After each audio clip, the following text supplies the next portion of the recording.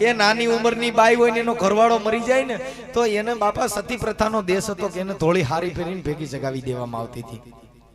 મોહનરાય એ કાયદાનો એની ભાભીને જગાવવા નહોતી દીધી સાહેબ.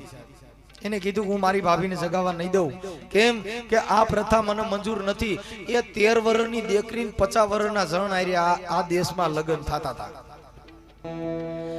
ઈ કાઢી નાખ્યું.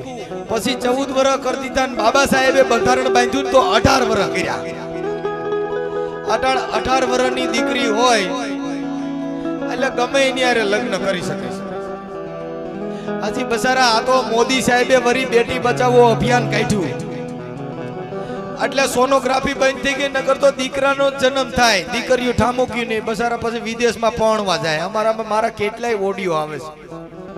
એ કે મને લગ્ન કર્યા ને હવે પછી સવારમાં વેલી વહી ગઈ, હવે આવતી નથી. મેં કી ભાઈ કંપની વગરની ગાડી છે.